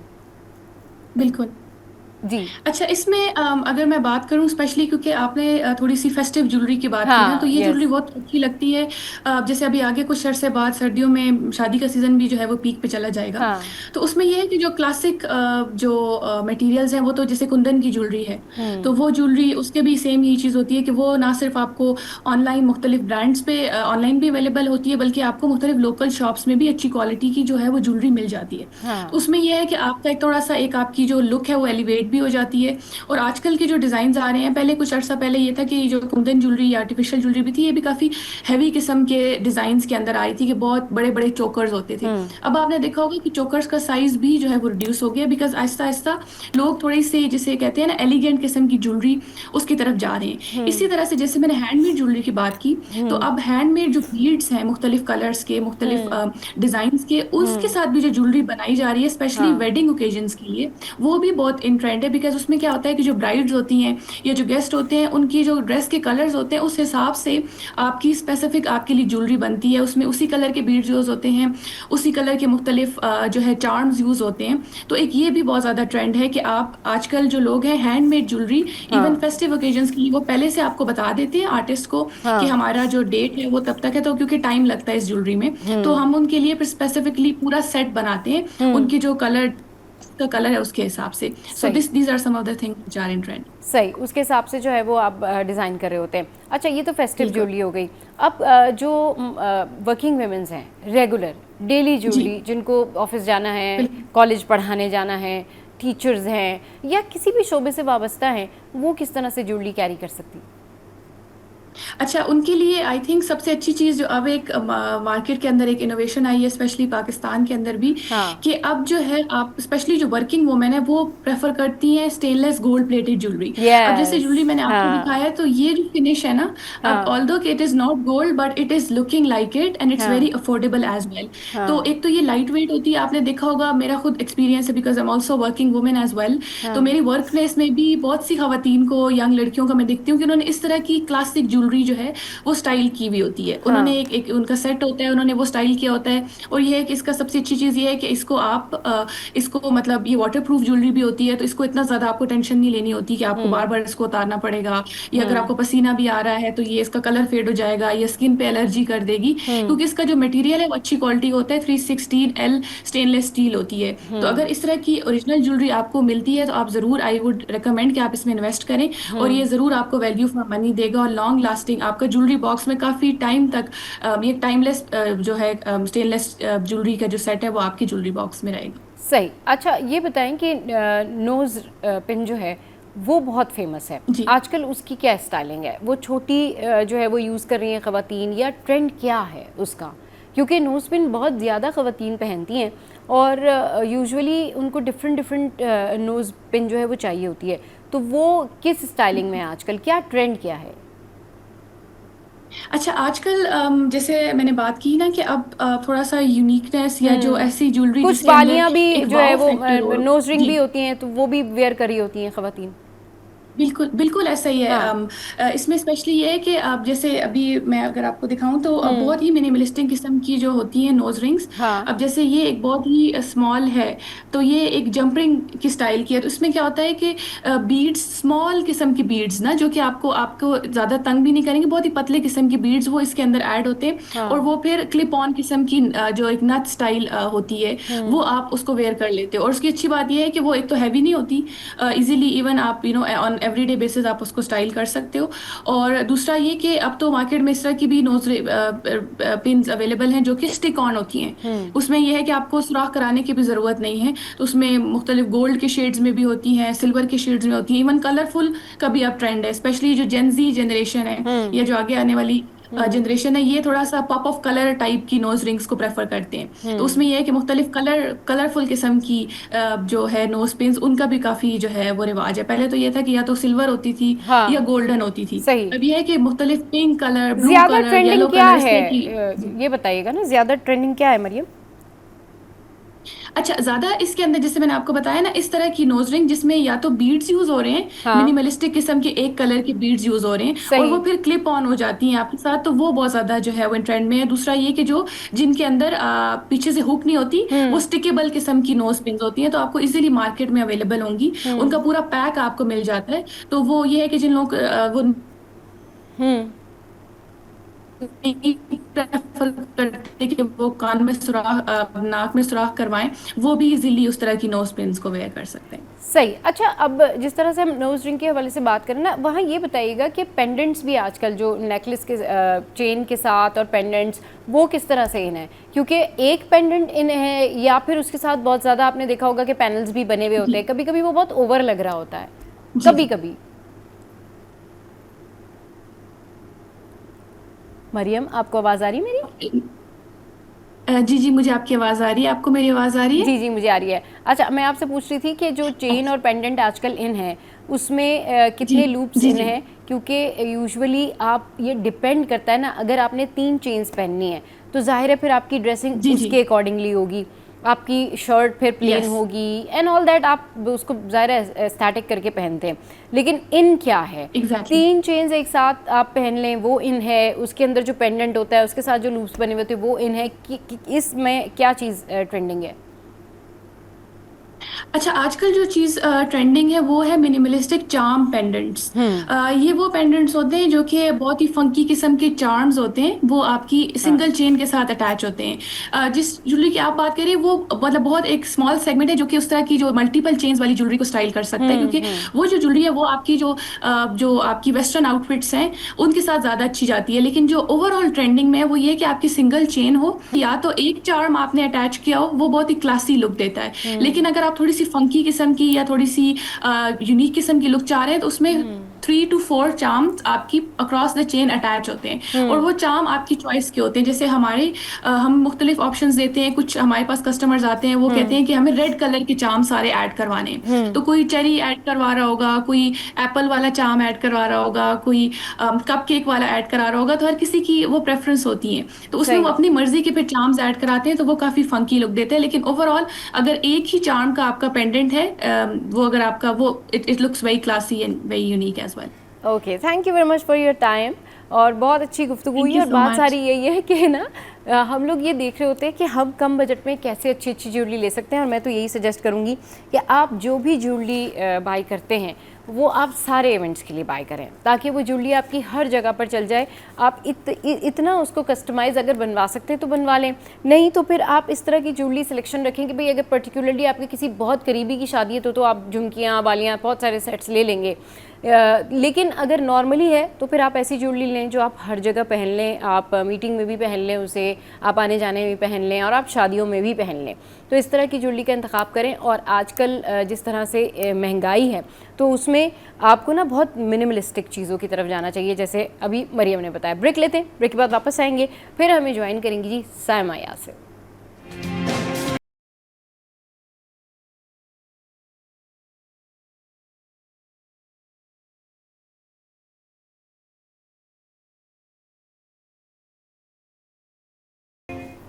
Welcome back. अब बात करते हैं कि भाई हम किस तरह अपने बालों की हिफाजत कर सकते हैं। हिफाजत की बात मैंने इसलिए की क्योंकि इतने सारे केमिकल्स, इतने सारे डाई और इतनी सारी चीज़ें, इतना ट्रीटमेंट हम इस्तेमाल कर रहे होते हैं, उसके बाद हमारे बाल डैमेज हो रहे होते हैं। कुछ लोगों का जो बालों का टेक्सचर होता है नेचुरली वो बड़ा मजबूत होता है, नेचुरली वो उनके बालों के टेक्सचर की वजह से बहुत टाइम तक उनके बाल चलते रहते हैं। लेकिन जाहिर सी बात है, डाई करवाया, ख्याल नहीं रखा, अच्छी ऑयलिंग नहीं की, तो फिर आप के बाल जो हैं वो झड़ना और गिरना शुरू हो जाते हैं।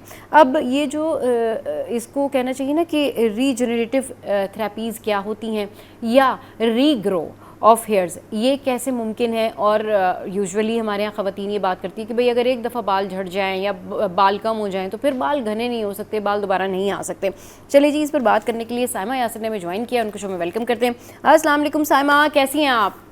अस्सलाम वालेकुम, बिल्कुल ठीक ठाक। Good morning. Good morning. भाई बहुत अरसे बाद आप हमारे शो पर आई हैं। दिल तो मेरा चाह रहा है कि हम बहुत सारी अपनी अपनी बातें करें, लेकिन चलें वो भी करेंगे साथ साथ। अभी हम स्टार्ट करते हैं कि भाई रीग्रो मतलब रीबर्थ ऑफ हेयर या रीजनरेटिव थेरेपीज़, ये कैसे मुमकिन है? क्योंकि सायमा, इस थ्योरी को या इस पे बात करने से पहले मैं आपको एक चीज़ ज़रूर मेंशन करूं ताकि आप उसी वे में बात कीजिएगा। घर की ख़वातीन ये कहती हैं कि जी ठीक है, कोई खातून थी या वो ख़ुद हैं या जो भी हैं, उनके बाल घने थे लेकिन अब तो सारे बाल ख़त्म हो गए, अब तो बाल आ नहीं सकते, अब तो दोबारा से रीग्रो नहीं कर सकते। क्या ये मतलब मिथ है या वाकई ऐसी जो है वो थेरेपीज़ हैं, वाकई ऐसा ट्रीटमेंट है कि आपके बाल जैसे थे वैसे दोबारा हो सकते हैं, घने भी हो सकते हैं, उनका टेक्सचर भी स्ट्रॉन्ग हो सकता है, और ये थेरेपीज़ जो है कैसे अप्लाई करते हैं? बिल्कुल। मैं ये जरूर कहूंगी कि हम बेशक मुलाकात थोड़े लंबे अरसे के गैप से करते हैं, लेकिन टॉपिक हमारे बड़े मजे के होते हैं। अभी हमारा हेयर रिजनरेटिव थेरेपी का जो टॉपिक है ये बहुत वास्ट टॉपिक है एंड बहुत मजेदार टॉपिक है, क्योंकि आजकल मेरे ख्याल में हर दूसरे बंदे का ये इशू है कि बाल गिर रहे हैं, बाल पतले हो रहे हैं, बालों में जान नहीं है, बाल फिजी हो रहे हैं, या फिर बालों में डेंड्रफ का इशू है। तो दीज आर जिनकी वजह से हमारे बाल आहिस्ता आहिस्ता कम होने लगते हैं, फॉलिकल्स में जान खत्म होने लगती है। सो इसके लिए जो हम multiple hair regenerative therapies start करते हैं वो नॉन इन्वेजिव से लेके सेमी इन्वेजिव तक की, या फिर इन्वेजिव जैसे कि हेयर ट्रांसप्लांट है, ये पूरा एक पैराडाइम कवर हो रहा होता है। अगर हम बात करते हैं टॉपिकल थेरेपीज की, तो टॉपिकल थेरेपीज में हमारे पास मल्टीपल चीजें अवेलेबल होती हैं, जिनको कॉमन ये सबसे पहले तो हेयर ऑयल्स, हम कहते हैं रोजमेरी हेयर ऑयल इस्तेमाल कर लें तो उससे बाल कम गिरेंगे, कोकोनट ऑयल का इस्तेमाल कर लें, या डिफरेंट ऑयल्स का हम आंवला, रीठा, इन सब चीजों के ऑयल का कॉम्बिनेशन बना के इस्तेमाल करें तो उससे बाल कम गिरेंगे। ये तो होम रेमेडीज हो गई। अगर हम मेडिकल चीजों की बात करें तो उसमें माइनॉक्सिडिल आ जाता है, माइनॉक्सिडिल 2%, 5% ये सब अवेलेबल है मार्केट में, जो कि टॉपिकल फॉर्म में भी अवेलेबल है, ओरल फॉर्म में भी अवेलेबल है, जो बालों को रीग्रोथ कराता है। बेसिकली एंड्रोजेनिक एलोपेशिया यानी मेल पैटर्न ऑफ बाल्डनेस या फीमेल पैटर्न ऑफ बाल्डनेस या टीलोजन इफ्लूयम, ये इस तरह की जितनी भी प्रॉब्लम्स होती हैं जिनसे बाल गिरना शुरू हो जाते हैं, उसमें माइनॉक्सिडिल का एक बहुत अच्छा रोल है। साथ ही साथ हम बात करते हैं डीएचटी ब्लॉकर्स की। डीएचटी ब्लॉकर डाईहाइड्रोटेस्टोस्टेरोन हार्मोन, जो कि मेल पैटर्न ऑफ बाल्डनेस में बहुत इसका मेजर रोल होता है। सही, इसमें हम देते हैं। बेसिकली डीएचटी ब्लॉकर जो होता है वो इस हार्मोन के रिसेप्टर्स को ब्लॉक कर देता है, जो बालों को कमजोर बना रहे होते हैं और जिनकी वजह से बालों की थिनिंग या गिरना शुरू हो रहे होते हैं। एंड इसी के साथ साथ अब एक बहुत नया कंपाउंड या इंग्रेडिएंट या केमिकल रिसर्च फेज में है, जो कि अभी मैं उसका नाम इसलिए नहीं लूंगी क्योंकि वो अभी ट्रायल बेसिस पे और लेट ट्रायल्स में ये बहुत अच्छा कंसिडर किया जा रहा है, बहुत इफेक्टिव है बालों की रीग्रोथ के लिए।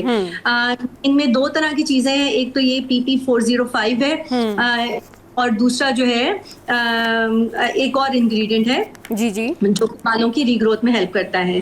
फिर हमारे पास आ जाते हैं इन्वेजिव ट्रीटमेंट्स। इन्वेजिव में आपको पता है एक बहुत कॉमन और जनरली यूज होने वाला ट्रीटमेंट है PRP। बिल्कुल बिल्कुल, PRP तो बस ऐसा नाम है ना कि आप आंखें बंद करके अगर कोई PRP का नाम ले तो लोगों ने बस फौरन से कहना शुरू कर देना था, हाँ जी ठीक है, हमारा एक्सपीरियंस ऐसा रहा। तो मैं चाहूँगी कि आप तमाम ट्रीटमेंट्स के बारे में सुपरफिशियली बताइए कि कौन कौन से ट्रीटमेंट्स बेनिफिशियल हैं और किन लोगों को कौन सा ट्रीटमेंट कराना चाहिए। आजकल हम बहुत सारे नाम सुनते हैं, जैसे PRP हो गया, GFCs हो गए, PRF हो गया, RGF हो गया, इसके अलावा FSCT हो गया, या एक्सोसोम्स हो गए। तो ये सारी चीजों को हम ब्रीफली डिस्कस करते हैं वन बाय वन। जैसे कि जो सबसे कॉमन जो ट्रीटमेंट हम आमतौर पे यूज करवा रहे होते हैं अपने क्लिनिक्स वगैरह में, वो PRP है, जो बहुत अरसे से एक तो यूज हो रहा है और दूसरा बहुत कॉमनली है, हर एक को पता है कि आपका ब्लड ड्रॉ करेंगे, उसको सेंट्रीफ्यूज करेंगे, उसमें से ग्रोथ फैक्टर्स निकालेंगे, वो ग्रोथ फैक्टर्स को आपकी स्किन के अंदर स्कैल्प की इंजेक्ट करेंगे। इसका काम ये होता है कि हेयर की रीजनरेटिव ग्रोथ करता है, फॉलिकल को स्टिमुलेट करता है, बालों को स्ट्रेंथ देता है। अच्छा, बेसिकली 3 तरीके से ये काम कर रहा होता है। एक तो ये सबसे पहले बालों का गिरना बंद हो जाता है, सेकंड बालों की थिनिंग खत्म होती है या फिजीनेस खत्म होती है, एंड बाल एनागिन फेज में यानी अपनी ग्रोथ फेज में लंबे अरसे तक रहता है। बाल जितना ज्यादा अपनी एनागिन फेज में रहेगा उतना ज्यादा ग्रो करेगा, यानी लंबा होगा।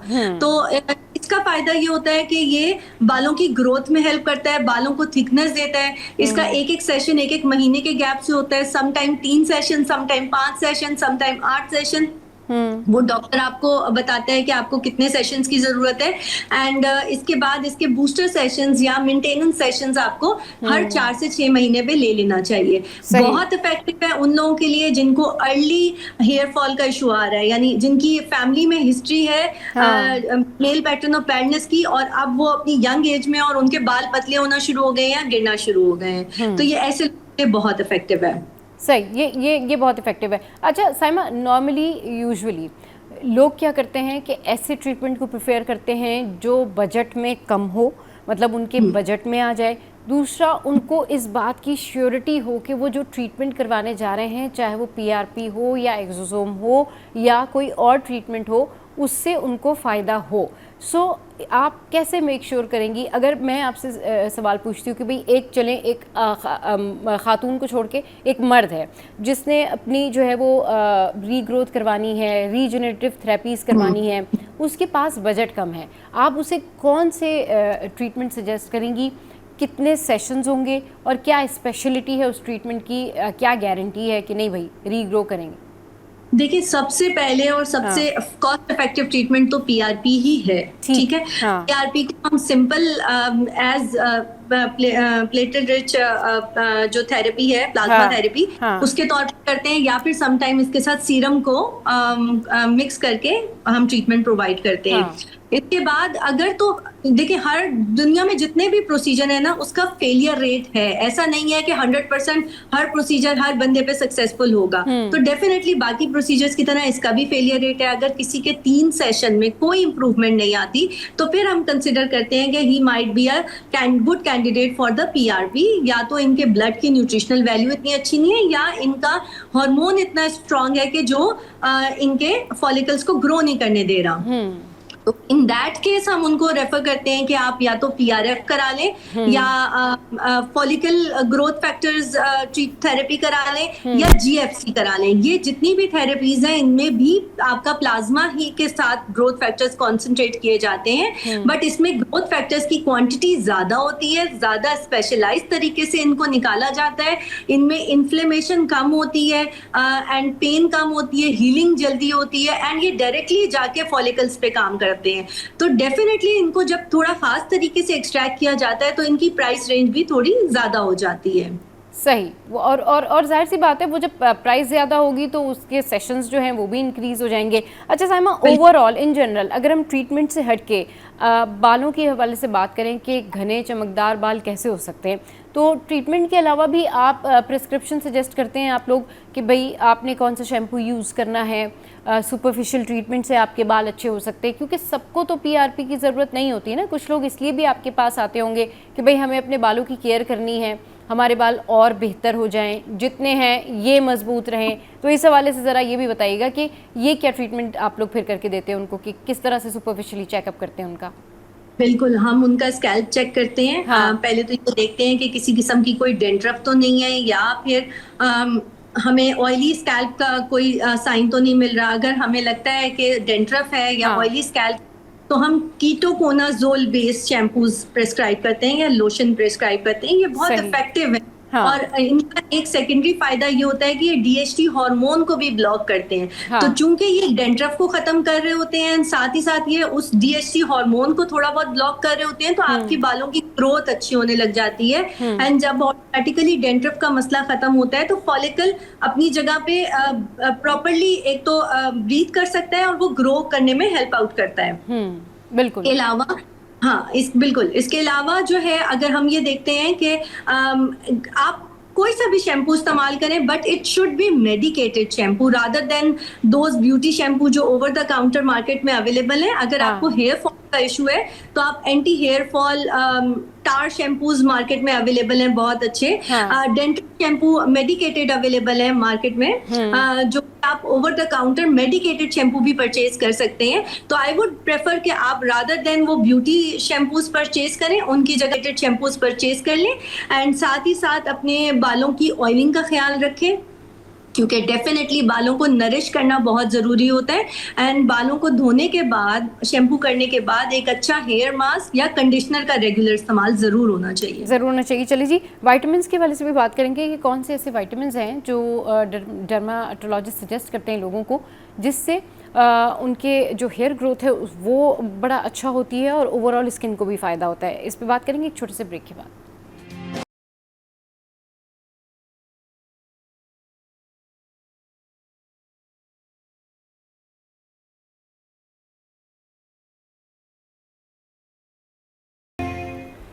Welcome back. तो हम बात कर रहे हैं हेयर ग्रोथ के हवाले से और साइमा हमारे साथ हैं। साइमा, विटामिन्स वगैरह भी आप लोग सजेस्ट करते हैं, प्रिस्क्राइब करते हैं कि कौन से विटामिन्स जो हैं वो लेने चाहिए ताकि उनसे बाल जो हैं वो अच्छे हो जाएं, ग्रोथ अच्छी हो जाए। जो लोग नहीं जाना चाहते ट्रीटमेंट पर, वो प्रिस्क्रिप्शन के थ्रू अपने बालों को बेहतर कर सकते हैं, बालों की सेहत को बेहतर कर सकते हैं। बिल्कुल, जब भी हम हिस्ट्री लेते हैं तो सबसे पहले तो ये देखते हैं कि आपकी न्यूट्रिशनल डाइट या आपका वो फैक्टर्स कैसे चल रहे हैं, कि आपकी डाइट कैसी है, आपकी एक्सरसाइज कितनी है, लाइफस्टाइल आपका कैसा है, या आपकी स्ट्रेस लेवल कितना है। तो डेफिनेटली उसके हिसाब से हम ज़रूर मल्टीविटामिन सजेस्ट करते हैं एज एन अड्जुवेंट थेरेपी, जिसमें हम A to Z multivitamin sometime prescribe करते हैं अगर हमें लगता है कि डाइट में क्वालिटी ऑफ डाइट इतनी अच्छी नहीं है, या फिर समटाइम हम स्पेसिफिक मल्टीविटामिन सजेस्ट करते हैं। जैसे अगर किसी को मुझे लग रहा है कि बायोटिन की कमी है तो definitely I will prescribe biotin, या जिंक डेफिशिएंसी की वजह से बाल गिर रहे होते हैं तो जिंक हम उनको प्रिस्क्राइब करते हैं। और ये वाले मल्टीविटामिन ऐसे हैं जो यूजुअली आपकी बालों की ग्रोथ में बहुत इफेक्टिव हैं। सही, बालों की ग्रोथ में बहुत इफेक्टिव होते हैं और ये इससे बड़ा फ़ायदा होता है।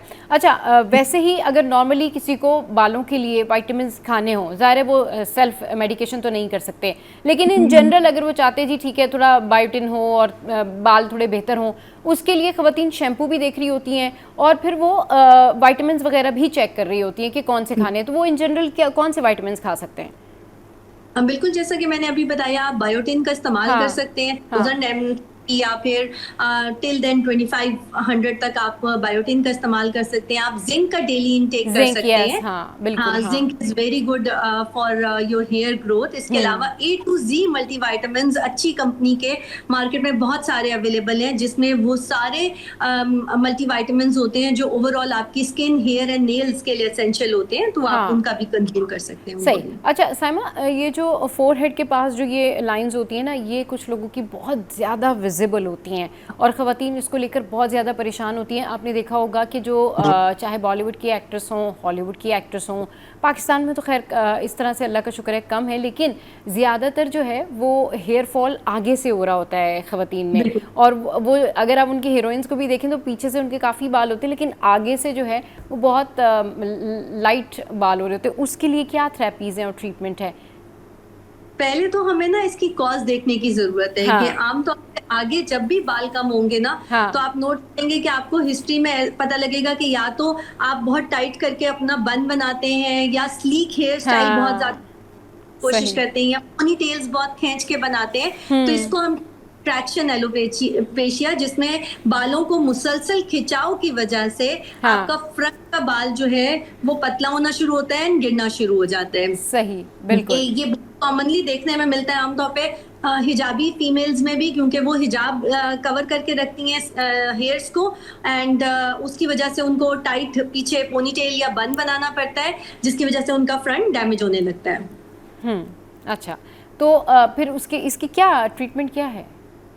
देखिए, इसके लिए सबसे अच्छा ट्रीटमेंट तो PRP, जैसे मैंने आपको बताया है, क्योंकि आपके बालों को दूसरा थोड़ा सा अपने हेयर स्टाइल को चेंज करने से आपकी काफी हद तक topical solution, Saima topical solution के बारे में बताएं ना कि टॉपिकल सोल्यूशन क्या है, अगर वो कोई टॉपिक डाल सकें, अगर वो कोई इस तरह के सीरम्स वगैरह यूज कर सकें, जो लोग ट्रीटमेंट नहीं कराना चाहते, मैं उनके बारे में बात कर रही हूँ। अच्छा, ओके। तो अगर मैंने अभी बात की थी माइनॉक्सिडिल के बारे में। माइनॉक्सिडिल एक बहुत अच्छा इंग्रेडिएंट है जो डेली बेसिस पे अगर आप रेगुलरली रात में यूज करते हैं, 6 से 8 पफ फुल हेयर स्कैल्प के लिए बहुत सफिशिएंट होते हैं। एंड प्लस ये क्योंकि वाटरी कंसिस्टेंसी में आता है, तो एज सच आपके बालों को ऑयली भी नहीं करता। यानी नेक्स्ट डे पे अगर आप वॉश नहीं ले रहे और आप डायरेक्टली अपने जॉब पे जाना चाह रहे हैं, तो you can easily go. And बहुत इफेक्टिव है लॉन्ग टर्म पे यूज करने के लिए। बट माइनॉक्सिडिल का एक थोड़ा सा ड्रॉबैक ये होता है कि इससे withdrawal alopecia, withdrawal hair fall होता है। यानी जब आप इसका इस्तेमाल रोक देते हैं तो कुछ अरसे के लिए आपके बाल गिरते हैं। सो इसको जब भी आप यूज करें तो कोशिश ये करें कि डेली बेसिस पे एक तो इस्तेमाल करें, एंड जब इसको आपने टेपर ऑफ करना हो तो इसको हफ्ते में 3 दिन, देन 2 दिन, देन 1 दिन मेंटेनेंस थेरेपी भी, क्योंकि दिस इज समथिंग कि जिसको आप लॉन्ग टर्म पे यूज कर सकते हैं। It has got not much side effects. हाँ, जो प्रिकॉशंस इसमें लेने की हैं, क्योंकि बिकॉज अगर कोई प्रेग्नेंट है तो डेफिनेटली वो नहीं यूज कर सकता, लेक्टेटिंग अगर है तो वो यूज नहीं कर सकती। अगर आपको लग रहा है कि माइनॉक्सिडिल के इस्तेमाल के बाद आपको मिग्रेन का इशू शुरू हो रहा है, तो फिर आपको ये टॉपिकल सॉल्यूशन इस्तेमाल नहीं कर सकते, आपके लिए कॉन्ट्राइंडिकेटेड है। अच्छा, जिन लोगों को माइग्रेन है वो लोग ये टॉपिकल सॉल्यूशन यूज ना करें? नहीं, अगर किसी को मिग्रेन उसकी वजह से एग्रीवेट हो रहा है, राइट, ठीक, ओके, बिल्कुल। एंड द सेकंड जो सॉल्यूशन मार्केट में अवेलेबल है वो DHT ब्लॉकर्स, जैसा कि अभी मैं जिक्र कर रही थी। ब्लॉकर में डिफरेंट मेडिकल कंपाउंड्स अवेलेबल है मार्केट में, डिफरेंट नेम्स से अवेलेबल है, ब्रांड्स अवेलेबल है। आप इसका भी रेगुलरली यूज कर सकते हैं। बेसिकली इट्स अ फेनेस्ट्राइड कंपाउंड जो कि इसके अंदर यूज होता है। And male pattern of alopecia में या मेल पैटर्न ऑफ बैल्डनेस में बहुत इफेक्टिव है। सही, अच्छा वो इफेक्टिव है, सही। अच्छा अब साइमा चले, ये तो आपने टॉपिकल सोल्यूशन और सुपरफिशियल ट्रीटमेंट बता दिया। यूजुअली बालों की केयर कैसे की जाए? ऑयलिंग कितनी दफ़ा करनी है? ऑयलिंग करनी भी है या नहीं करनी है? ये ज़रा जो मिथ्स है ना ये क्लियर करें। और सरसों का तेल ज़्यादा लोग यूज़ करते हैं, कोकोनट ऑयल यूज़ करते हैं, ऑयलिंग ट्रीटमेंट बताएं कि बालों के लिए बेस्ट ऑयलिंग ट्रीटमेंट क्या है? जैसे कि आमतौर पे कहा जाता है ना, excess of everything is not good for us. Yes. तो हमें इस बात का ध्यान रखना है कि ऑयलिंग के लिए भी प्रोटोकॉल्स हैं, बिकॉज ऑयल इज समथिंग जो ग्रीसी है ना, तो थोड़ा सा आपका जब आप अगर अपने स्कैल्प पे लगा लेंगे तो उसके ऊपर डर्ट, पॉल्यूशन, डेब्रिस, हर तरह की चीज आके उसके ऊपर चिपकेगी। एंड वो जो ग्रीस की लेयर आपके ऊपर बन रही है मट्टी की वजह से एंड ऑयल की वजह से, वो आपके फॉलिकल्स को ब्रीथ भी नहीं करने देगा। आपकी स्कैल्प के ऊपर फंगस की ग्रोथ शुरू हो जाएगी, यानी डेंड्रफ के इश्यूज शुरू हो जाएंगे। सो ऑयल के लिए बहुत जरूरी है 2 से 3 घंटे आप नहाने से पहले लगा लें, that is enough. And oil वो यूज करें जो बहुत ज्यादा ग्रीसी ना हो। एक मैंने बहुत हैबिट लोगों की देखी है कि नहाने के बाद हल्के से गीले बाल में वो पूरे स्कैल्प पे ऑयल लगा लेते हैं, which is very wrong, which is because क्योंकि आप नहाने के बाद अपने स्कैल्प को ऑयली कर दिया। एंड अब जब आप बाहर जाएंगे, धूप में जाएंगे, या क्योंकि आपको पता है पॉल्यूशन का इंडेक्स कितना ज्यादा है, तो उसके ऊपर डर्ट और डेब्रिस ज्यादा जमेगा। जब उसके ऊपर डेब्रिस जमेगा और नीचे आपको पसीना भी आएगा साथ आपके स्कैल्प पे, तो वहां पे फंगस की ग्रोथ शुरू हो जाएगी और डेफिनेटली डेंड्रफ का इशू हो जाएगा। सेकंड, एक और बहुत बड़ा मसला है, चूंकि नहाने के बाद ऑयल लगाने की बहुत सारे लोगों की आदत होती है, एंड प्लस रोजाना उन्होंने हेयर को वॉश करना होता है, but not with the shampoo. उनकी आदत होती है हफ्ते में 1 या 2 दिन आपने शैम्पू किया और बाकी दिन आप रेगुलर पानी के साथ अपने स्कैल्प को वॉश करते हैं। तो ये भी एक बहुत बैड हैबिट है, क्योंकि इसी के वजह से मॉइस्चर मिलता है आपके स्कैल्प पे और वहां पे डेंड्रफ की ग्रोथ शुरू हो जाती है। डेंड्रफ की ग्रोथ शुरू हो जाती है, सही। अच्छा, तो अब ये तो एक प्रोसेस हो गया। वॉशिंग के बारे में बताएं कि बाल जब वॉश करना है तो उसको किस तरीके से वॉश करना है। वॉश करने के बाद कुछ लोग फ़ौरन से जो है ना वो सीरम लगा लेते हैं, ये इज़ दैट राइट कि ठीक है गीले बालों में आप सीरम लगा लें उससे फ़ायदा होगा? ज़रा ये भी तरीक़ेकार बताइएगा। अच्छा देखिए, वॉश जब करने की बात आती है तो शैम्पू हमेशा याद रखें कि जब भी आप शैम्पू अप्लाई कर रहे हैं तो कुछ देर उसको अपने स्कैल्प पे मसाज करें, क्योंकि जो सोप या शैम्पू के बॉन्ड्स हैं वो ऑयल के साथ जब मर्ज होते हैं तो वो उसको ब्रेक करने में थोड़ा सा टाइम लगता है। कम से कम 3 से 4 मिनट अच्छा जेंटल मसाज करें एंड देन आप फिर वॉश करें, तो आपका स्कैल्प पे से 100% ऑयल भी रिमूव होगा एंड आपके बाल भी अच्छे मतलब खुले खुले से और ऑयल फ्री से आपको फील होंगे। सेकंड कि जहां तक बात है सीरम की, तो डेफिनेटली क्योंकि आपको पता है कि आजकल बहुत ज्यादा ट्रेंड है आयरनिंग का या ब्लो ड्राइज का, तो स्पेशली फीमेल्स में, तो अगर आप जेल्स का इस्तेमाल कर रहे हैं या आयरनिंग का इस्तेमाल कर रहे हैं या ब्लो ड्राई कर रहे हैं, तो उससे पहले हेयर प्रोटेक्शन सीरम जरूर इस्तेमाल करें, क्योंकि वो जितनी एक्सट्रीम हीट आपके बालों पे लगेगी तो वो आपके बालों की सुपरफिशियल जो लेयर्स है उनको डैमेज करेगी, जिसकी वजह से बाल रफ हो जाएगा, फिजी हो जाएगा या ड्राई लुक देगा। सो इसके लिए बहुत जरूरी है कि आप एक अच्छा हेयर प्रोटेक्टिव सीरम का इस्तेमाल करें एंड देन उसके बाद ये इलेक्ट्रिक प्रोसीजर्स यूज करें, जैसे या ब्लो ड्राइज हो गए। ठीक है, thank you very much for your time Saima. और बात वही है कि हमें ये देखना चाहिए कि हमारे बालों की सेहत जो है वो किन चीज़ों में है, हमारी डेली रूटीन क्या है। अच्छा खाएं, अच्छे तरीके से अपने बालों को ट्रीट करें, ऑयलिंग करें और वॉश करने के बाद जिस तरह से जो SOPs होती है ना वो ज़रूर फॉलो करें, तो आपको PRP तक या इन प्रोसेस तक पहुंचने की ज़रूरत नहीं होगी। और अगर पहुंचते हैं तो ज़रूर जो प्रोसेस साइमा ने बताएं, ज़रूर जो प्रोसीजर साइमा ने बताएं उनको फॉलो करें।